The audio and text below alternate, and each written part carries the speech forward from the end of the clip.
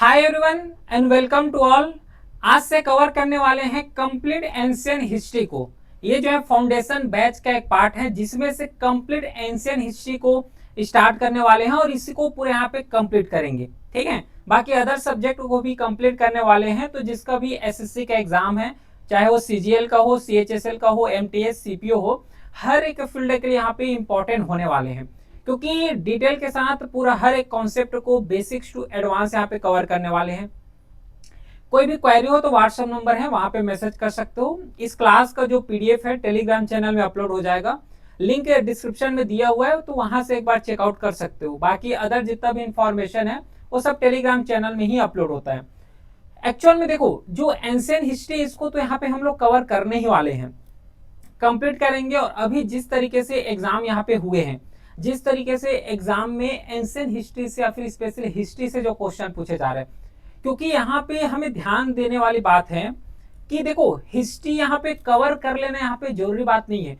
History को cover करने के बाद क्या हम लोग एमसीक्यू को सॉल्व कर पा रहे हैं, एक्चुअल में जिस तरीके से क्वेश्चन पूछे जा रहे हैं उस क्वेश्चन को हैंडल कर पा रहे कि नहीं, ये सबसे ज्यादा इंपॉर्टेंट है। क्योंकि अभी जिस तरीके से एसएससी चाहे सीजीएल हो, जिस तरीके से क्वेश्चन पूछे जा रहे हैं, है ना, जीके से रिलेटेड स्पेशली, तो क्वेश्चन देखो थोड़ा सा यहाँ पे कॉन्सेप्चुअल क्वेश्चन पूछ रहे हैं। पिछले तरीके से उतना ज्यादा इजी क्वेश्चन नहीं आ रहे कि पूरा फैक्ट्स से पूछ लिए और फैक्ट्स को पता है तो टिक लगाओ आगे बढ़ो, ऐसा नहीं है। अब थोड़ा सा यहाँ पे कॉन्सेप्चुअल क्लैरिटी की जरूरत है, तो उसी को हम लोग ध्यान में रखते हुए, उसी को टारगेट करते हुए पूरे क्लास को यहाँ पे रनिंग करने वाले। कोई इश्यू नहीं होगा, कंप्लीट डिटेल के साथ यहाँ पे कवर कर लेंगे। पहले बात, आज जो है फर्स्ट क्लास है। फर्स्ट क्लास में अर्ली हिस्ट्री को कवर करेंगे क्योंकि ये फाउंडेशन बैच का पार्ट है, और इस फाउंडेशन बैच में पूरा जो एक फाउंडेशन होता है, जो बेसिक्स टू एडवांस लेवल होते हैं, उसको कवर करने वाले हैं।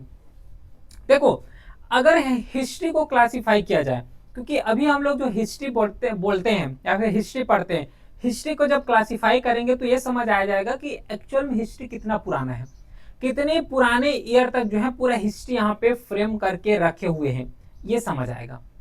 Got it. तो इससे पहले, आगे बढ़ने से पहले थोड़ा सा टाइम फ्रेम के बारे में हम लोग यहाँ पे कवर करेंगे, क्योंकि जब तक ये एडी क्या होता है, बीसी क्या होता है, बी से ई क्या होते हैं, अगर ये नहीं पता होगा तो बार बार यहाँ पे कंफ्यूज होंगे।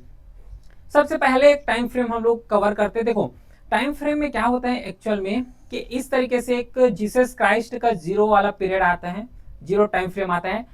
जैसे जीरो से आगे जाओगे, मतलब जैसे जीरो से ये वाले साइड जाओगे, जैसे कि 100 हो गया या फिर 1 2 3 इस तरीके से 1 2 3 4 करके जब आगे बढ़ेंगे तो 100 आ गया, फिर 200 आ गया, 300 हो गया, 400 है। इस तरीके से जो है जब आगे बढ़ते चले जाते हैं तो ये वाला जो कॉन्सेप्ट होता है इसको हम लोग एडी बोलते हैं, एनो डोमिनी। इसका जो फुल फॉर्म होता है एनो डोमिनी होता है, इसका जो फुल फॉर्म है वो है एनो डोमिनी। ठीक है, इसके बाद या फिर इसको एडी के साथ सीई भी बोलते हैं, तो कंफ्यूज नहीं होना है कि कहीं पे भी एडी लिख दिए या फिर कहीं पे सीई लिख रहे हैं, तो कंफ्यूज नहीं होना है। एडी और सीई इसी टर्म के लिए यूज करते हैं। लेकिन अगर जीरो से थोड़ा सा प्रीवियसली जाओगे मतलब यहाँ पे 1 हो गया, 2 हो गया, इसी तरीके से 100 आएगा, उसके बाद जो है 200 हो गया, है ना, इसके बाद 300 हो गया, 400 हो गया। इस तरीके से जब प्रीवियस टाइम फ्रेम में जाओगे तो इसको यहाँ पे डिफाइन किए जाते हैं बीसीई या फिर इसको बोले जाते हैं बीसी या फिर बीसीई, बिफोर कॉमन इरा। ठीक है, बीसीई का मतलब होता है बिफोर कॉमन इरा, और ये बीसी का मतलब होता है बिफोर क्रिस्ट। तो इस तरीके से जो है एक्चुअल में टाइम फ्रेम को डिवाइड करते हैं। जैसे कि हम लोग कवर करते हैं वैदिक एज का। ठीक है, एग्जाम्पल से समझा रहा हूं, बहुत अच्छे से समझ आएगा। वैदिक एज है, अब ये वैदिक एज को भी 2 तरीके से डिवाइड करते हैं, उसको बाद में कवर करेंगे। लेकिन वैदिक एज का अप्रोक्सीमेटली टाइम फ्रेम क्या डिफाइन करते हैं कि 1500 बीसीई, 1500 बीसीई से रफली जो है 500 बीसीई तक है। इसका मतलब क्या हुआ कि ये जो है ये 500 हो गया, 500 के बाद ये 1000 हो गया, इसके बाद जो है 1500 आएगा। मतलब ये यहाँ का बात कर रही है 1500 से 500 बीच, ये वाले टाइम फ्रेम का बात कर रहे हैं। तो इसको क्या बोलते हैं, वैदिक एज का जब टाइम फ्रेम बता रहे हैं 1500 बीसीई से 500 बीसीई, मतलब ये वाला टाइम फ्रेम को बता रहे हैं। ये वाला, क्योंकि हम लोग बीसी का बात कर रहे हैं, ठीक है। जैसे कि और एक एग्जांपल लेते हैं महाजनपद का। ये जो महाजनपद वाला पीरियड है, ये महाजनपद का जो टाइम फ्रेम रहता है अप्रोक्सीमेटली, या फिर महाजनपद और मौर्यन डायनेस्टी को इंक्लूड कर रहा हूं इसमें, तो इसका होता है 600 BCE से 600 CE। बताओ तो ये कहां पे आएगा? 600 BCE मतलब ये 500 हो गया, 500 के बाद यहाँ पे अप्रोक्सीमेटली 600 आएगा। एक्चुअली थोड़ा सा यहाँ पे ध्यान देना कि जीरो के जस्ट ये वाले साइड जाओगे, लेफ्ट साइड जाओगे, मतलब यहाँ पे टाइम फ्रेम घटते हुए आते हैं। जैसे कि 1500 से 500 यहाँ पे बोले हैं, वैदिक एज जो है 1500 से 500 BC में है, मतलब ये 1500 से जब 500 में आ रहे हैं मतलब ये बढ़ रहे हैं, बल्कि ये नंबर यहाँ पे लिखा हुआ है वो ऐसा लगेगा कि 1500 से 500 आ रहे हैं, मतलब ये तो अपोजिट में आ रहा है, ये तो उल्टा आ रहा है, मतलब टाइम यहाँ पे कम हो रहा है। नहीं, टाइम एक्चुअल में यहाँ पे कम नहीं होता, टाइम यहाँ पे बढ़ता है, क्योंकि टाइम फ्रेम वैसे डिफाइन किए गए हैं। अगर BCE हो गया या फिर BC आ रहे हैं, तो अगर 1000 से, है ना, 1000 से अगर 500 में आ रहे हो, इसका मतलब ये हो रहा है कि 1000 से 500 मतलब टाइम आगे बढ़ रहा है, अगर BCE लिखा हुआ है तो, ठीक है। लेकिन अगर AD लिखा हुआ है तो AD के केस में ऐसा नहीं होता, पहली बात, क्योंकि AD का अगर कॉन्सेप्ट देखोगे तो 1 2 3 4 से स्टार्ट होते हैं, है ना, बढ़ते क्रम में इंक्रीजिंग ऑर्डर में स्टार्ट होते हैं। लेकिन जब BCE या फिर BC का बात करोगे तो इस केस में क्या होता है, टाइम बढ़ता है, बल्कि कम होते हुए दिखाई देंगे लेकिन वो टाइम बढ़ता है। तो महाजनपद मौर्यन का टाइम फ्रेम रफली जो है 600 BCE से 600 यहाँ पे CE के बीच है। मतलब ये क्या बता रहे हैं कि ये वाला 600 यहाँ पे आएगा, BCE से CE जाना है, मतलब ये 600 से यहाँ तक जाओगे 600 तक, रफली मान लेते ये हो गया 600, तो यहाँ तक आएगा। समझ पा रहे हो क्या इस चीज को? ठीक है, 600 से 600 CE, ठीक है, 600 BC से 600 CE तक, मतलब ये वाला जो पूरा टाइम फ्रेम है ये डिफाइन कर रहे हैं पूरा महाजनपद का। तो आई होप अब समझ आ गया होगा कि एक्चुअल में जो है टाइम फ्रेम का जितना भी यहाँ पे डिफरेंसेस होते हैं, कॉन्सेप्ट होते हैं, कि अगर BC लग रहा है या फिर CE लग रहे हैं। जैसे कि हम लोग अभी जो है 2026 में है, समझ आ रहा है? तो ये जो 2026 में अभी जो है एग्जिस्ट कर रहे हैं, तो 2026 कहाँ पे आते हैं? 2026 से इस तरीके से 600 हो गया, 600 के बाद 700, 1000, 2000, इस तरीके से जो है टोटल 2026 है यहाँ पे। इस तरीके से जो है पूरा टाइम फ्रेम रफली बीता हुआ है, ठीक है। इसी तरीके से कॉन्सेप्ट ये होता है। आई होप ये समझ आ गया होगा कि एक्चुअल में टाइम फ्रेम का कॉन्सेप्ट क्या होता है। Got it? अब थोड़ा सा इंटर करते हैं कि अर्ली हिस्ट्री को कैसे डिफाइन करते हैं, एक्चुअल में जो हिस्ट्री है उसको किस तरीके से डिफाइन करते हैं। तो देखो यहाँ पे जो हिस्ट्री होता है, एक्चुअल में पूरे जो हिस्ट्री है उसको आप डिफाइन करते हैं, बहुत आसानी समझ आएगा। देखो कंटेंट यहाँ पे पूरा लिखा हुआ है, ठीक है, ये सब यहाँ पे कवर्ड है, कोई यहाँ पे दिक्कत नहीं होगा, हर एक पॉइंट यहाँ पे डिस्कस करेंगे, ठीक है, तो इसका कोई इशू नहीं है। लेकिन पहले थोड़ा सा बेसिक्स कवर कर लेते हैं कि एक्चुअल में है क्या और कहाँ से हमें कवर करना है। तो जो पूरा हिस्ट्री होते हैं, प्रॉपर जो हिस्ट्री, इसको टोटल, है ना, ओवरऑल जो है 3 कैटेगरी में डिफाइन करके हम लोग कवर करते हैं। जो पहला कैटेगरी होता है, इस पहले कैटेगरी को हम लोग बोलते हैं प्री हिस्ट्री। ये जो पहला कैटेगरी है इसको बोले जाते हैं प्री हिस्ट्री। फिर जो सेकेंड कैटेगरी होता है इसको बोले जाते हैं प्रोटो हिस्ट्री। जो सेकेंड कैटेगरी होता है इसको बोले जाते हैं प्रोटो हिस्ट्री। और जो थर्ड कैटेगरी होता है इसको एक्चुअल में हिस्ट्री बोलते हैं। अब समझ आ रहा है? बार बार जो हम लोग कॉन्सेप्ट बोलते हैं कि हमें हिस्ट्री पढ़ना है, हिस्ट्री पढ़ना है, हिस्ट्री जब पढ़ते हो तो प्रॉपर जो हिस्ट्री होता है उसको 3 कैटेगरी में डिफाइन करते हैं पूरे हिस्ट्री को, प्री हिस्ट्री, प्रोटो हिस्ट्री और एंशिएंट हिस्ट्री। प्री हिस्ट्री में क्या होता है कि मोस्टली, क्योंकि प्री हिस्ट्री का मतलब होता है जहां पे कोई हमें रिटेन रिकॉर्ड नहीं देखने को मिला है, कोई सभी हमें रिटेन रिकॉर्ड देखने को नहीं मिला है प्री हिस्ट्री। तो जो भी कोई एज को कंसीडर कर लो जहां पे भी कोई अगर रिकॉर्ड हमें देखने को नहीं मिला है, मतलब वो प्री हिस्ट्री का पार्ट है। प्रोटो हिस्ट्री का पार्ट का मतलब ये होता है कि हमें जो है रिटेन रिकॉर्ड तो मिले हैं, रिटेन रिकॉर्ड जो है हमें मिले हैं, लेकिन उसको डिसिफर नहीं कर पाए। एग्जाम्पल दूं क्या इसका? Indus valley civilisation. Indus valley civilisation, अब ये जो इंडस वैली सिविलाइजेशन है यहाँ पे देखने को मिला है कि पिक्टोग्राफी के फॉर्म में, पिक्चर के फॉर्म में कुछ लिखे हुए दिखाई देते हैं। तो लिखे हुए तो दिखाई दे रहे हैं, लेकिन उसको समझ पाना, अंडरस्टैंड कर पाने बहुत ज्यादा मुश्किल है। तो इस केस में क्या बोले जाते हैं कि इसको प्रोटो हिस्ट्री बोलते हैं। फिर जहां से एक्चुअल में रिटेन रिकॉर्ड हमें देखने को मिला है, जहां पे एक्चुअल में रिटन रिकॉर्ड देखने को मिले हैं उसको कंसीडर किए जाते हैं कि वो हिस्ट्री का पार्ट है। समझ पा रहे हो? तो ओवरऑल जो हिस्ट्री होता है इसको बेसिकली तीन ही कैटेगरी में डिफाइन करते हैं, प्री हिस्ट्री, प्रोटो हिस्ट्री और हिस्ट्री। तो जो प्री हिस्ट्री होता है इसमें कोई रिटन रिकॉर्ड नहीं है। प्रोटो हिस्ट्री में हमें रिटन रिकॉर्ड तो मिलते हैं, ठीक है, लेकिन उतना ज्यादा हमें पता नहीं होता है। अच्छा एग्जाम्पल भी अगर दे दूं तो जैसे कि प्री हिस्ट्री में देखोगे तो जितना भी पेलियोलिथिक साइट हो गया, पेलियोलिथिक मेसोलिथिक साइट हो गए, ये सब प्री हिस्ट्री के अंदर आते हैं। Indus valley civilisation proto history के अंदर रखते हैं। उसके बाद जहां से रिटेन रिकॉर्ड हमें मिलना स्टार्ट हो गए थे, कौन सा है, वैदिक एज। वैदिक एज हो गया, उसी के साथ महाजनपद हो गया, कौटिल्य हो गया, कौटिल्य नहीं मतलब महाजनपद में जैसे कि मगध महाजनपद हो गया। तो इसको जब कवर करते हैं तो ये सब पूरा रिटेन रिकॉर्ड के फॉर्मेट में मिलता है। तो इसको क्या बोलते हैं कि पूरा हिस्ट्री का पार्ट है। जहां से जो रिटेन रिकॉर्ड मिलना स्टार्ट हुए वो सब हिस्ट्री का ही पार्ट होते हैं, ठीक है। लेकिन अगर प्री हिस्ट्री को देखोगे तो प्री हिस्ट्री को भी यहाँ पे कई कैटेगरी में डिफाइन किए गए हैं। टोटल अगर देखोगे तो जो प्री हिस्ट्री है इसको तीन मेजर कैटेगरी में डिफाइन किए गए हैं। कौन कौन से तीन मेजर कैटेगरी हैं, देखो यहाँ पे भी जो प्री हिस्ट्री है इस प्री हिस्ट्री को तीन मेजर कैटेगरी में डिफाइन किए गए हैं। जो पहला कैटेगरी है इसको बोले जाते हैं पेलियोलिथिक एज, पेलियोलिथिक एज, ठीक है। ये जो पहला कैटेगरी है जो प्री हिस्ट्री है इसको तीन कैटेगरी में डिवाइड किए गए हैं। इन तीन कैटेगरी में जो पहला कैटेगरी है इसको पेलियोलिथिक एज बोलते हैं। पेलियोलिथिक एज के साथ इसको ओल्ड स्टोन एज भी बोलते हैं, ओल्ड स्टोन एज। ऐसा क्यों, पेलियोलिथिक को ओल्ड स्टोन एज क्यों बोलते हैं, ऐसा इसलिए बोले जाते हैं क्योंकि पेलियोलिथिक में जितना भी टूल्स देखोगे, जितना भी इंस्ट्रूमेंट देखोगे जिससे यूज किया करते थे अपने हंटिंग और गैदरिंग में, वो सब यूज किया करते थे पत्थर के फॉर्म में, है ना। पूरा स्टोन हो गया उसी के फॉर्म में, रॉक के फॉर्म में ही यूज किया करते थे इसको, इसलिए इसको जो है ओल्ड पेलियोलिथिक बोलते हैं। तो पेलियोलिथिक एक हो गया। इसके बाद सेकेंड कैटेगरी आते हैं जिससे बोले जाते हैं मेसोलिथिक, जिसको बोलते हैं मेसोलिथिक एज।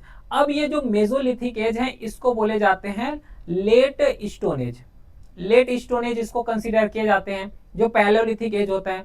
इसके बाद एक और एज आता है इसको बोले जाते हैं नियोलिथिक एज, नियोलिथिक एज। अब ये जो नियोलिथिक एज है इसको बोले जाते हैं new stone as, new stone as, ठीक है। तो जो प्री हिस्ट्री है, प्री हिस्ट्री को तीन कैटेगरी में डिवाइड किए गए हैं। पैलियोलिथिक एज जिसे ओल्ड स्टोन एज बोलते हैं, फिर मेसोलिथिक एज जिसे लेट स्टोन एज भी बोलते हैं, नियोलिथिक एज जिसको जो है न्यू स्टोन एज के नाम से भी जानते हैं।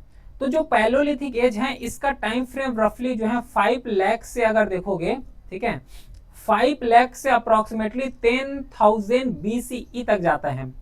अब समझ आ रहा है कि BCE का मतलब कहां पे हो रहा है, ठीक है ना, समझ आना चाहिए। उसके बाद मेसोलिथिक का टाइम फ्रेम देखोगे तो ये जाएगा अप्रोक्सीमेटली 10,000 से 6,000 BCE के टाइम फ्रेम में रहेगा जो मेसोलिथिक है वो वाला। उसके बाद नियोलिथिक को देखोगे तो रफली 6,000 से जो है 1,000 BCE के बीच में जो है ये रहने वाले हैं। तो ओवरऑल जो प्री हिस्ट्री इसको तीन कैटेगरी में डिवाइड कर लिए हैं, पेलियोलिथिक, मेसोलिथिक और नियोलिथिक एज, ठीक है। लेकिन ध्यान रखना ये जो पेलियोलिथिक एज है ना, इस पेलियोलिथिक एज को भी फर्दर तीन कैटेगरी में डिवाइड किए गए हैं। बस इसके बाद ये पूरा हिस्ट्री कंप्लीट होता है। ये जो पेलियोलिथिक एज है इसको जो है फर्दर तीन कैटेगरी में डिवाइड किए गए हैं। कौन कौन से तीन कैटेगरी हैं जिसको यहाँ पे डिवाइड किए गए हैं? सबसे पहले जो पेलियोलिथिक एज है इसको बोले जाते हैं lower palaeolithic age, lower palaeolithic age, ये पहले हो गया। इसके बाद आता है middle palaeolithic age, middle palaeolithic age. इसके बाद आता है जिसको हम लोग बोलते हैं अपर पेलियोलिथिक एज, ठीक है, इसको बोले जाते हैं अपर पेलियोलिथिक एज। रफली इतना बस समझो अभी के लिए, बाकी डीप में तो कवर करेंगे आगे जब बढ़ेंगे तो ओवरऑल जो हिस्ट्री होता है उस हिस्ट्री को जो है तीन कैटेगरी में डिवाइड करते हैं। प्री हिस्ट्री, मैं इसलिए इसको थोड़ा सा इम्फेसिस कर रहा हूं क्योंकि आगे जब कवर करेंगे तो माइंड में क्लिक हो जाना चाहिए। अगर मेसोलिथिक का बात करेंगे तो माइंड में क्लिक होना चाहिए कि मेसोलिथिक एक्चुअल में है क्या। Got it. तो जो प्री हिस्ट्री है उस जहां पे रिटन रिकॉर्ड हमें देखने को नहीं मिलता, प्रोटो हिस्ट्री जहां पे रिटन रिकॉर्ड मिलता तो है लेकिन डिसिफर नहीं हुआ है, समझ नहीं पाते, हिस्ट्री जहां से रिटन रिकॉर्ड मिलना स्टार्ट होते हैं। जो प्री हिस्ट्री होता है इसको तीन कैटेगरी में डिवाइड किया गया है फर्दर, पेलियोलिथिक, मेसोलिथिक और नियोलिथिक।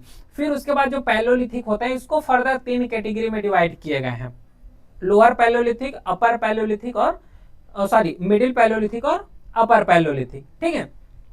तो जो हिस्ट्री होता है वही चीज है कि जो प्री हिस्ट्री, जिसमें से कोई रिटर्न रिकॉर्ड हमें देखने को नहीं मिलता, जिसमें से पैलोलिथिक, मेसोलिथिक, नियोलिथिक इसमें कवर किए हैं। और जो 99% जो ह्यूमन जो यहाँ पे डेवलपमेंट देखने को मिलता है, 99% पूरा ह्यूमन का जो डेवलपमेंट है वो पूरा प्री हिस्ट्री में ही हुआ है। समझ पा रहे हो, प्री हिस्ट्री में हुआ है। जैसे कि यहाँ पे होमोसेपियंस का इंडिया में एग्जिस्ट होना, जो होमोसेपियंस है, होमोसेपियंस मतलब होता है ये सब ह्यूमन कंसीडर कर सकते हो, एट प्रेजेंट साइंटिफिक नेम है।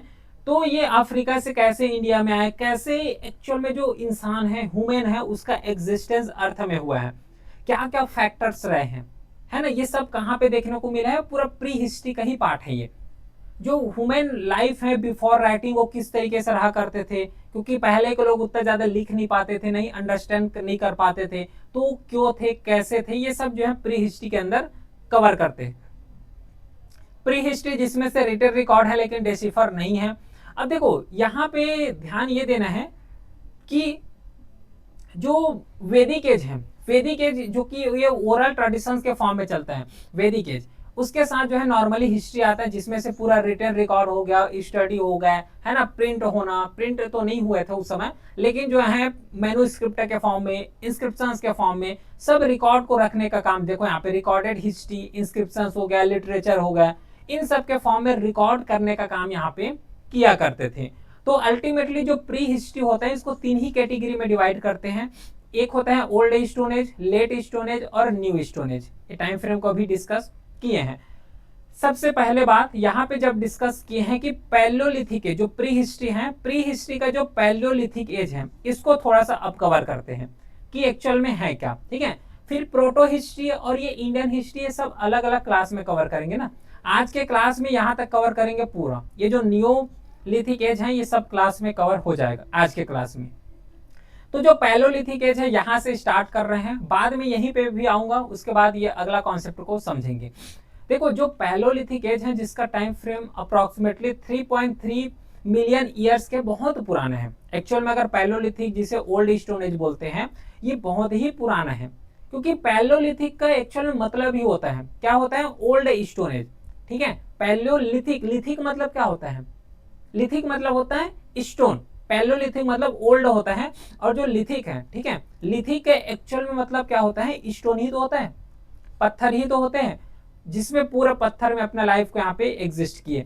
तो यहाँ पे फर्स्ट यूज ऑफ जो स्टोन टूल्स हैं यहीं पे स्टार्ट हुए, जो पैलोलिथिक साइट है वहीं पे स्टोन, क्योंकि देखो एक्चुअल में पैलोलिथिक का अगर लाइफ स्टाइल देखोगे तो सब लोग क्या थे, हंटर और गैदरिंग थे, सभी लोग जो है हंटिंग और गैदरिंग थे। अब हंटिंग करोगे मतलब किसी को यहाँ पे हंट करना है, अब ऐसा थोड़ा कि जो है सामने से कोई जा रहा है उसको हाथी से जो है हंट कर रहे हो, है ना, हैंड से अपना हाथ है वहीं से उसको हंट कर रहे हो, तो ऐसा तो नहीं करते थे। प्लस उस समय का टाइम फ्रेम है पैलोलिथिक साइड, जिसमें से न तो आयरन थे, अभी जिस तरीके से कुल्हाड़ी यूज करते थे वो तो उस समय नहीं थे। तो ये लोग क्या करते थे कि पत्थर को यहाँ पे यूज करना स्टार्ट किया, पत्थर के थ्रू ही हंटिंग और गैदरिंग किया करते थे। और ये फर्स्ट एरिया रहे, फर्स्ट एज रहे जहां पे जो है पूरा स्टोन मतलब स्टोन का यूज किया करते थे। अर्ली जो एंसेस्टर जो होमियंस, एक्चुअल में हम लोग अभी जो बात करते हैं वो होमोसेपियंस बात करते हैं, ठीक है। होमोसेपियंस का जो एंसेस्टर है वो कौन सा है, होमियंस है, जो कि प्लेस्टो जो पीरियड होता है, प्लेस्टो ये एक्चुअल में जियोग्राफी जब कवर करते हैं, सीधी बात अभी के लिए आइस एज समझ लो। आइस एज क्या होता है, जब पैलोलिथिक का टाइम था, तो पैलोलिथिक टाइम का अगर थोड़ा सा विजुअलाइज करोगे, है ना, इमेजिन करोगे, तो अभी के रेस्पेक्ट में जब हम लोग देखते हैं ना कि कहीं पे पेड़ है, कहीं पे पौधे हैं, कहीं पे रोड्स यहाँ पे बने हुए हैं, जब पुराना टाइम अगर देखोगे, थोड़ा सा बहुत पहले जाओगे, तो पूरा जो अर्थ था वो पूरा आइस के फॉर्म में था, मोस्टली जो थे वो पूरा आइस कैप थे, अर्थ जो था वो पूरा आइस कैप के फॉर्म में थे। और उस पीरियड का नाम यहाँ पे कवर किए गए हैं, वो है 11,650। तो जैसे ही आइस एज जो है, आइस एज को क्या बोले जाते हैं यहाँ पे, प्लेस्टोसीन पीरियड बोलते हैं। तो जैसे ही प्लेस्टोसीन मतलब आइस एज का एंड हुआ, क्योंकि खुद सोचो कि अगर कोई इंसान है, अगर कोई इंसान को पूरा आइस एज में रखोगे, है ना, पूरा बर्फ वाले एरिया में रखोगे, तो खाएगा कहाँ से, जाएगा कहाँ, समझ पा रहे हो। और हंटिंग किसको करेंगे, तो जैसे आइस एज का खत्म हुआ, है ना, जैसे जो बर्फ वाले एरिया खत्म हो गए, तो बर्फ वाले एरिया जैसे खत्म हुए तो सरफेस एरिया आना, पेड़ पौधे उगना, ये सब स्टार्ट हुए। तो जब इसी तरीके से जब पेड़ पौधे आगे बढ़ना स्टार्ट हुए, तो वहीं से जो इंसान है उसका डेवलपमेंट हुआ। फिर एक जगह से दूसरे जगह जाना। ह्यूमन का जो है ओरिजिन यहाँ पे कंसीडर करते हैं अफ्रीका से ओरिजिन हुआ है, लेकिन उसके बाद जो है क्योंकि एक जगह तो रह नहीं सकते, क्योंकि सब लोग हंटिंग और गैदरिंग करते थे, तो अगर हमें हंट करना है तो एक जगह से दूसरे जगह जाना ही पड़ेगा। तो एक जगह से दूसरी जगह लोग जाते थे, और इसी तरीके से जो डिफरेंट डिफरेंट कंटिनेंट है उसमें माइग्रेशन हमें देखने को मिला। और सबसे पहले जो स्पीसीज रहे हैं जिसका माइग्रेशन हुआ है वो है होमो इरेक्टस। होमो इरेक्टस का ही यहाँ पे माइग्रेशन हुआ है, और बाकी ये सब लोग तो जो है हंटिंग और गैदरिंग थे। जो केव हो गया, जो गुफा हो गया है ना, वहीं पे रहना, ये सब वहां पे किया करते थे। लेकिन बाद में पैलोलिथिक के बाद में भी जो फायर होता है, जो आग है, उसका यूज करना ये लोग स्टार्ट कर दिए थे। जिसमें से जो टूल्स अभी बताए ना कि स्टोन का यूज करते थे, पत्थर का यूज करते थे, जिसमें से हैंड एक्स हो गया, क्लेवर हो गया, चोपर हो गया, ब्लेड हो गया, है ना, बुरिंस हो गया, स्केपर हो गया, इन सब चीज का जो है ये लोग यूज किया करते थे। लेकिन क्या है कि इसका जब यूज करते थे उतना ज्यादा पॉलिश नहीं देखने को मिलता था। मतलब अभी जिस तरीके से धारदार हम लोग जितना भी इंस्ट्रूमेंट देखते हैं, उस समय उतना धारदार नहीं थे, है ना, क्योंकि उन लोग को उतना ज्यादा पता नहीं था। पेलोलिथिक एज है जहां पे नॉर्मली अभी ह्यूमन का डेवलपमेंट स्टार्ट हुए, इसलिए इसको क्या बोले जाते हैं, कॉटाइज मैन इन इंडिया। ये वाले जो पीरियड है इसको कॉटाइज मैन ऑफ इंडिया के नाम से भी यहाँ पे जानते हैं। तो एक्चुअल में जो पैलोलिथिक यहाँ पे डिस्कस किए थे, तो जो पैलोलिथिक है इसको भी फर्दर 3 कैटेगरी में डिवाइड किए, ध्यान रखना, लोअर पैलोलिथिक, मिडिल पैलोलिथिक और अपर पैलोलिथिक। तो ये पैलोलिथिक वाला पार्ट कंप्लीट हो गया। उसके बाद जो है ये 3 पार्ट है जिसको सब डिवाइड किए, इसको कवर करते हैं। इसको कवर करने के बाद मेसोलिथिक में आएंगे। देखो यहाँ पे जो पैलोलिथिक है इसको 3 कैटेगरी में डिवाइड किए गए हैं। लोअर पैलोलिथिक जिसमें से नॉर्मली जो बेसिक टूल्स हो गया उसको यूटिलाइज करना, जो ह्यूमन एक्टिविटी है जैसे कि हंटिंग करना, गैदरिंग करना, ये सब यहीं से स्टार्ट हो गए थे। उसके बाद जैसे ही मिडिल पैलोलिथिक एज में जाएंगे, जिसमें से थोड़ा सा टूल को इंप्रूवमेंट देखने को मिला है। टूल का जो है बहुत ज्यादा एडवांसमेंट हो गए थे, क्योंकि पहले जो है नॉर्मल बड़े बड़े पत्थर का यूज किया करते थे। हंटिंग करना है, गैदरिंग करना है तो बहुत बड़े बड़े पत्थर यूज करते थे लोअर पैलोलिथिक एज में। लेकिन जैसे ही मिडिल पैलोलिथिक में आएंगे तो वो जो पत्थर का साइज है थोड़ा सा छोटा होना स्टार्ट होंगे, प्लस पॉलिश्ड होना स्टार्ट होंगे, मतलब धारदार करना यहाँ पे स्टार्ट होंगे। और ये जो टाइम फ्रेम था जिसमें से क्लाइमेट भी चेंज हो रहे थे, है ना, क्लाइमेट भी चेंज हो रहे थे, तो क्लाइमेट के अनुसार जो है अपने को चेंज करना, एडॉप्ट करना, ये सब जो है कंटिन्यू हुए थे। अपर पैलोलिथिक का बात करें तो जिसमें से थोड़ा सा टेक्निक जो रहे हैं, सर्वाइवल टेक्निक रहे, वो तो एडवांसमेंट हुआ। क्योंकि होता है ना कि अगर एक चीज को कोई भी को कवर कर रहे हो तो धीरे धीरे जो है इंप्रूवमेंट होता है। तो वही चीज इंप्रूवमेंट यहाँ पे तीनों एजेस में देखने को मिला है। पहले जो लोअर पैलोलिथिक एज है तो इस एज में स्टोन उतना ज्यादा इंप्रूवमेंट नहीं थे, है ना, लेकिन मिडिल में थोड़ा सा यहाँ पे इंप्रूवमेंट देखने को मिला है। फिर अपर पैलोलिथिक में आएगा तो यहाँ पे थोड़ा सा और यहाँ पे इंप्रूवमेंट देखने को मिला है। तो अब क्या करते हैं कि 1 बाय 1 करके तीनों को और डिटेल के साथ कवर करते हैं। देखो जो लोअर या फिर अर्ली पैलोलिथिक एज है या फिर लोअर पैलोलिथिक एज है, जिसमें से जो डोमिनेंट यहाँ पे स्पीसीज रहे वो होमो इरेक्टस ही रहे हैं। और यही तो फर्स्ट पर्सन है ना जो कि एक जगह से दूसरी जगह ट्रांसपोर्ट करना, मतलब एक जगह से दूसरी जगह जाना, ये सब स्टार्ट हुए हैं। और जो एविडेंस जो देखने को मिला है इंसानों का, ह्यूमन स्पीसीज का जो एविडेंस देखने को मिला है वो लोअर पैलोलिथिक में ही देखने को मिला है। कहाँ पे, क्योंकि इंडिया का बात कर रहे हो तो जो नर्मदा वैली हो गया मध्य प्रदेश में, यहाँ पे देखने को मिला है। क्योंकि नर्मदा वैली अगर देखोगे एमपी वाले एरिया है ना, ये वाले जो एरिया को देखोगे तो यहाँ पे हमें नर्मदा मेन, मतलब जो एक स्कल होता है, जो एक खोपड़ी वाले होते हैं ना सिर का, वो हमें देखने को मिला है। तो इससे वही अंदाजा लगाया है कि एक्चुअल में यहाँ पे ह्यूमन एग्जिस्ट करते थे, इंसान जो है एग्जिस्ट करते थे। इसे 1982 में डिस्कवर किए गए थे, जो कि हथौड़ा जो डिस्ट्रिक्ट है ना, है या फिर हथनोड़ा जो डिस्ट्रिक्ट है होशंगाबाद में, वहां से। और सबसे जो ओल्डेस्ट ह्यूमन जो फॉसिल फ्यूल जो देखने को मिला है वो नर्मदा वैली में ही देखने को मिला है। और यहीं से पता लगा लिए कि यहाँ पे एक्चुअल में ह्यूमन एग्जिस्ट करते थे। और बाकी ये तो पता है कि सब लोग जो है हंटर और गैदरिंग ही करते थे, एक जगह से दूसरे जगह जाना, फल फ्रूट्स को यहाँ पे गैदर करना, है ना, उसी के साथ हंटिंग करना, क्योंकि कुछ यहाँ पे कंजप्शन करने के लिए, खाने के लिए कुछ तो चाहिए, तो उसके लिए क्या करते थे, हंटिंग और गैदरिंग करते थे। और ये लोग देखो हंटिंग और गैदरिंग कर रहे हैं, मतलब एक जगह से दूसरे जगह जाते ही थे, इसलिए इसका जो है परमानेंट सेटलमेंट नहीं थे, है ना, कोई परमानेंट नहीं था। बाकी ये फ्लेश हो गया, बोन्स ऑफ एनिमल्स हो गया, रूट्स हो गया, नट्स हो गया, है ना, फ्रूट्स हो गए, इन सबको ही ये लोग जो है अपना कंजप्शन के फॉर्म में यहाँ पे यूज किया करते थे। बाकी नर्मदा वैली में जो है एनिमल्स का भी एविडेंसेस मिले हैं, जैसे कि इलेफेनस हो गया, है ना, ज्ञान जो इलेफेंट है, उसके साथ गणेशा हो गया, वाइल्ड कैटल हो गए, हॉर्सेस हैं, जेब्रास हैं, एसेस हैं, इन सब चीज का भी नर्मदा वैली में ही पूरा लोकेशन मिला है, मतलब एविडेंसेस देखने को मिला है। और अदर एविडेंसेस में जैसे कि जो तमिलनाडु वाला एरिया है ना, ये वाला एरिया, ये जो तमिलनाडु वाला एरिया है जिसमें से इक्वस का तीथ मिला है, दांत मिला है ना, बैफेलो वाटर मिला है, उसी के साथ नीलगई हो गया, उसके साथ हुप प्रिंट्स हो गया 17। हुप प्रिंट मतलब क्या होता है कि कोई जैसे कि जानवर चलते हैं तो एक निशान बन जाते हैं, वो निशान हमें देखने को मिला है। टोटल 17 निशान देखने को मिले हैं तमिलनाडु वाले एरिया में, अतिरापक्कम एरिया में, है ना, तमिलनाडु में पड़ता है। तो ये तो लोअर पैलोलिथिक एज हो गया। और ये जो लोअर पैलोलिथिक एज है, तो रफली लोग यहाँ पे सुटेबल थे रिवर वैली में ही यहाँ पे लोकेशन करना, मतलब मोस्टली देखोगे, है ना, चाहे इंडस वैली देखो या फिर ये पैलोलिथिक एज को देखोगे, तो यहाँ पे जितना भी लोग रह रहे थे वो सब कहाँ पे रह रहे थे, रिवर के पास, है ना, नदी के पास जो है रहना स्टार्ट करते थे। क्यों ऐसा? क्योंकि देखो जीवन यापन करना है, मतलब पहले बात जो है इन लोगों को वाटर चाहिए, तो वाटर का अवेलेबिलिटी नदी के पास ही मिल जाता था।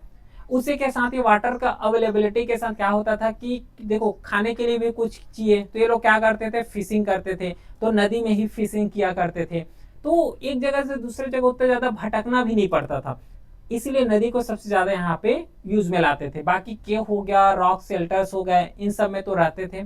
फेमस एग्जांपल सबको पता है भीमबेटका हो गया, है ना, गुदियम हो गया जो चेन्नई वाले एरिया है, तो यहाँ पे यूज किया करते थे। बाकी ऐसा लैंग्वेज के बारे में हमें कोई जानकारी नहीं मिले हैं।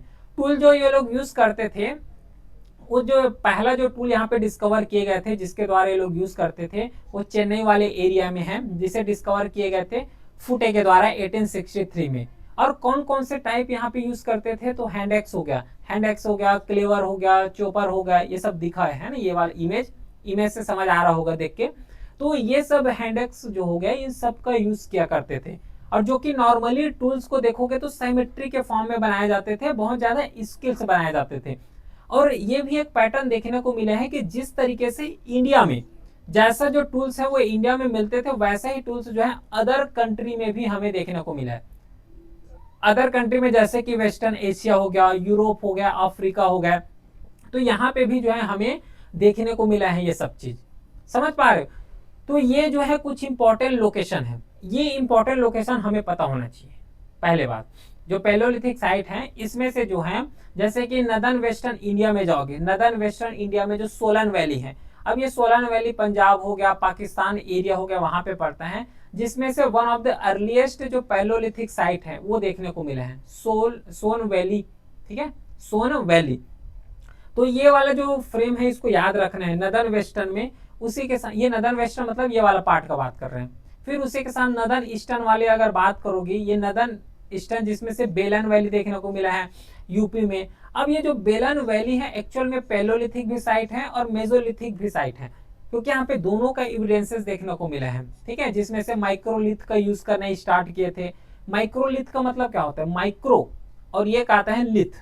ठीक है, माइक्रो का मतलब क्या हो जाएगा यहाँ पे, स्मॉल। लिथ का मतलब क्या होता है, स्टोन। तो स्मॉल स्टोन का यूज करना, क्योंकि जब पैलोलिथिक एज में देखोगे तो बहुत बड़े बड़े पत्थर को यूज किया करते थे, हंटिंग कर रहे हैं तब भी बड़े पत्थर का यूज किया करते थे। लेकिन जब टाइम बीतते चले गए, मेजोलिथिक आ गया, मेजोलिथिक बाद नियोलिथिक आएंगे, तो माइक्रोलिथ का यूज करना स्टार्ट किएगा, मतलब स्मॉल स्टोन का यूज करना स्टार्ट किए। और कुछ इंपॉर्टेंट पैलोलिथिक साइट जैसे कि नदर्न इंडिया में और देखोगे तो एक बेलन वैली हो गया, है ना, बेलन वैली के बारे में तो कवर कर चुके हैं। बाकी एरो में ध्यान मत देना, ठीक है, एरो में ध्यान मत देना। फिर डक्कन प्लाटू, डक्कन प्लाटू मतलब ये वाला एरिया। अब ये जो डक्कन प्लाटू वाला एरिया जिसमें से हुंगजी वैली हो गया, उसी के साथ जो है इसामपुर हो गया, कर्नाटका वाले एरिया, जहाँ पे एकुलियन साइट होगा, एक्सटेंसिव टूल, बहुत ज्यादा टूल्स जो है हमें देखने को मिला है। उसी के साथ सदर्न इंडिया में आओगे तो ये इसके बारे में तो पता है, ठीक है, अभी देखने को मिला ना, यहाँ पे लिखा भी हुआ है कि जो पल्लवरम चेन्नई वाला एरिया है जहाँ पे फर्स्ट टाइम डिस्कवर किए गए थे इंपॉर्टेंट टूल्स का, जिसे यूज किया करते थे पैलोलिथिक एज में। फिर स्टोन टूल्स जैसे कि हैंड एक्स हो गया, क्लेवर हो गया, है ना, evidence of lower palaeolithic culture, ये सब सदर्न इंडिया में ही देखने को मिला है। बाकी सेंट्रल पार्ट का अगर बात करें तो ये वाला जो सेंट्रल पार्ट है, जैसे कि भीमबेटका हो गया, भीमबेटका मध्य प्रदेश में पड़ता है। भीमबेटका से रिलेटेड एक चीज ध्यान रखना कि जो भीमबेटका ये पैलोलिथिक भी साइट है, मेजोलिथिक भी साइट है और नियोलिथिक भी साइट है। ये इंटरेस्टिंग फैक्ट है। भीमबेटका जो है पैलोलिथिक साइड में भी आता है, मेजोलिथिक साइड में भी आते हैं और नियोलिथिक साइड में भी आते हैं। और ये वर्ल्ड का हेरिटेज साइट भी है, यूनेस्को वर्ल्ड हेरिटेज साइट भी है ये, जिसमें से rock shelters with palaeolithic, Mesolithic, Neolithic evidences, तीनों का एविडेंसेस जो है हमें एक्चुअल में देखने को मिलता है। बाकी थोड़ा सा पॉज लेके, दो कल्चर हैं जो कि इस समय बहुत ज्यादा देखने को मिल रहे थे। कौन कौन से दो कल्चर हैं? एक कल्चर का नाम यहाँ पे एकुलियन कल्चर है और दूसरा कल्चर का नाम यहाँ पे सोहानियन कल्चर है। ये दोनों कल्चर उस समय जब पैलोलिथिक आ रहे थे, स्पेशली जो अपर पैलोलिथिक वाला पोर्शन रहे हैं, जिसमें से सबसे ज्यादा जो है ये कल्चर डोमिनेट करते उस समय, सॉरी अपर पैलोलिथिक बोल दिया था, लोअर पैलोलिथिक। कौन कौन से दो कल्चर? एकुलियन कल्चर और सोहानियन कल्चर। एकुलियर एक्चुअल में अगर इसको देखोगे, यहाँ पे अगर देखोगे दोनों का अगर डिफरेंसेस देखोगे, तो जो एकुलियन कल्चर इसमें से वेल डॉक्यूमेंटेड साइट्स यहाँ पे इंडिया में देखने को मिला है, लेकिन जो डॉक्यूमेंटेशन है, जो एविडेंसेस हैं सोहानियन कल्चर से रिलेटेड, वो इंडिया में उतना ज्यादा देखने को नहीं मिला है। मेन जो एकुलियन कल्चर है जो कि यहाँ पे टूल यूज किया करते थे, वो एक्सेस हो गया, क्लेवर हो गया, इन सब का ही यूज किया करते थे, जो नॉर्मली बेसिक स्टोन टूल्स होते हैं। जैसे कि लोअर पैलोलिथिक एज में जो नॉर्मल टूल्स यूज किया करते थे, हैंड एक्स हो गया, क्लेवर हो गया, वही चीज यहाँ पे यूज किया करते थे। और जो ह्यूमन का जो बिगिनिंग है, जो एक्टिविटी बिगेन हुए थे, वो यहीं से कंडक्ट हुए थे, एकुलियन कल्चर से।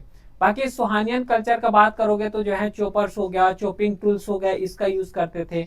और नॉर्मली ये जो सोहन कल्चर है वो केवल जो नदर्न वेस्टर्न पार्ट में अगर देखोगे तो ये वाला जो पार्ट है ना इंडिया का, यही पार्ट में सीमित तक रह गए थे जो सोहानियन कल्चर है, जिसे जो है जो सोहन रिवर है पाकिस्तान में, वहां से इसको रखे गए थे। तो यही दो ही कल्चर है, बस दोनों कल्चर के बारे में थोड़ा सा बेसिक्स यहाँ पे जानकारी होना चाहिए और कुछ नहीं। फिर पैलोलिथिक को जब तीन कैटेगरी में डिवाइड किए गए थे, तो उसमें से जो लोअर पैलोलिथिक एज है उसको कवर किए हैं। अब थोड़ा सा कवर करते हैं मिडिल पैलोलिथिक एज को। मिडिल पैलोलिथिक एज एक्चुअल में यहाँ पे ट्रांजिशन का फेज रहे हैं। ट्रांजिशन का फेज मतलब जिसमें से जो लिथिक है, जो स्टोन टूल्स है, उसका टेक्नोलॉजी में एडवांसमेंट हो गए, छोटा छोटा टूल्स हो गया, पॉलिश्ड जो है स्टोन हो गया, इन सब का यूज करना स्टार्ट किए गए थे। बिहेवियर मॉडिटी हो गया, प्लस डाइवर्जिंग होना स्टार्ट किए थे। ह्यूमन का जो स्पीसीज है वो थोड़ा सा एक जगह से दूसरी जगह तो जा ही रहे थे, प्लस उसी के साथ उसमें जो है डाइवर्जेंस हमें देखने को मिले।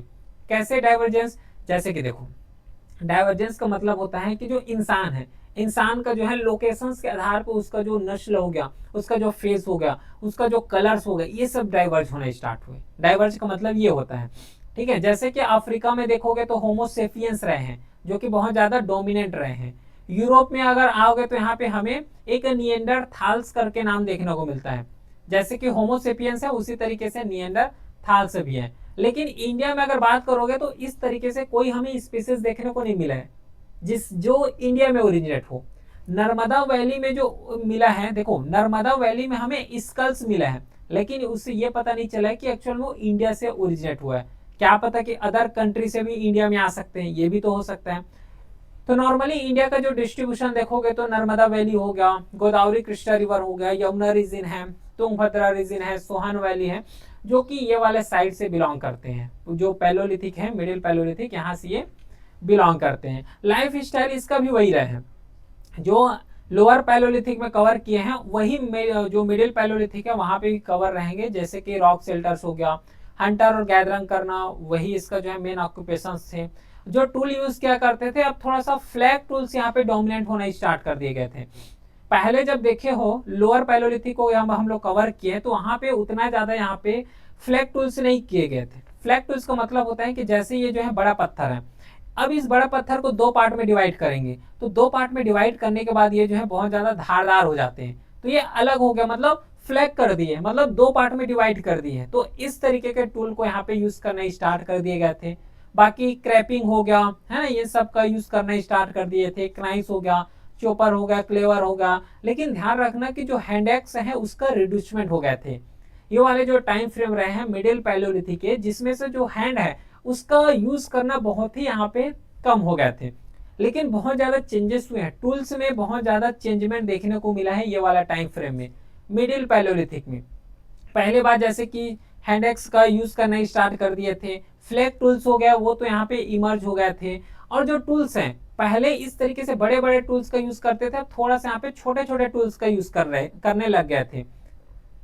जो हैंड एक्स है वो तो यहाँ पे रिड्यूस हो गए थे, और जो एक स्पेशलाइज्ड टूल्स होते हैं उसका यूज करना यहाँ पे स्टार्ट कर दिए थे, डेवलप होना स्टार्ट कर दिए थे। और जो नॉर्मली ये लोग मटेरियल यूज करते थे तो चर्ट्स हो गया, जास्पर हो गया है ना, उसके साथ जो है चाल्डी डॉनी हो गया, क्वार्ट्स हो गया, इस तरीके के जो डिफरेंट डिफरेंट मटेरियल्स हैं इसका यूज किया करते थे। फिर आता है अपर पैलियोलिथिक है। अब देखो ये जो अपर पैलियोलिथिक है इसका रफली 40,000 से 10,000 बीसी के बीच टाइम फ्रेम इसका रहे हैं। इसमें देखो ह्यूमन का इवोल्यूशन और माइग्रेशन अगर देखोगे तो जो मॉडर्न ह्यूमंस देखते हैं, जो होमो सेपियंस बोलते हैं, उसका इवॉल्वमेंट जो हुआ था वो यहीं से हुआ था, अपर पैलियोलिथिक से हुआ था, और रफली जो है 60,000 ईयर्स पहले ही एशिया में यहाँ पे माइग्रेट हुए हैं। जब एशिया में आ गए तो इंडिया में आने में बहुत ज्यादा टाइम नहीं लगता था। ठीक है, अपर पैलियोलिथिक एज उसका बात कर रहे हैं, जिसमें से जो है टेक्नोलॉजिकल इनोवेशन हो गया, प्लस कॉग्निटिव जो एबिलिटी है उसका इंक्रीमेंट हो गया, आर्ट एंड सिंबॉलिक कल्चर हो गया, ये सब जो है अच्छा खासा देखने को मिलता था। बाकी जो ऑस्ट्रिच एक्सेल है, ऑस्ट्रिच एक्सेल एक एविडेंस के फॉर्म में मिले हैं, जैसे कि भीमबेटका हो गया, पटने हो गया, जो कि ऐसा बोले जाते हैं कि जो है 25,000 बीसी के बात कहें इस तरीके से ये बोले जाते हैं ऑस्ट्रिच एक्सेल, जो कि अपर पैलियोलिथिक से बिलोंग करते हैं। बाकी जो इसका जिस तरीके से सेटलमेंट रहे हैं, वे ऑफ लाइफ रहे हैं, वो सब सेम रहे हैं इसमें। ठीक है, कोई यहाँ पे दिक्कत नहीं है, जो पहले यूज किया करते थे वही चीज को यहाँ पे यूज कर रहे हैं। बाकी ये कुछ साइट्स डिस्ट्रीब्यूशन है, ये साइट डिस्ट्रीब्यूशन को थोड़ा सा याद में रखोगे। ठीक है, जो अपर पैलियोलिथिक साइट है, जैसे कि कर्नाटका में हमें मिराल भावी मिला है, आंध्र प्रदेश में कुरनूल केव है, ये सब देखने को मिला है। समझ आ रहा है क्या? तो ये देखो यहाँ तक हम लोगों ने कवर कर चुके हैं, इस एरिया तक जो है एक्चुअल हम लोग कवर किए हैं। जो प्री हिस्ट्री के बारे में डिफाइन किए हैं, पैलियोलिथिक के बारे में कवर किए हैं, और पैलियोलिथिक के जो 3 एज हैं, 3 एज को पूरा कंप्लीट कर लिए हैं। अब बच रहे हैं यहाँ पे 2 एज, एक बच रहा है मेसोलिथिक एज और दूसरा बच रहा है यहाँ पे नियोलिथिक एज। तो जो पैलियोलिथिक और जो नियोलिथिक एज है इसको कल के क्लास में कवर करेंगे, ताकि अच्छे तरीके से डिटेल के साथ कवर किया जा सके। Got it? तो फिर मिलेंगे कल के क्लास में, है ना, सेकेंड क्लास में इसी का। तब तक के लिए thank you, well done, have a great day.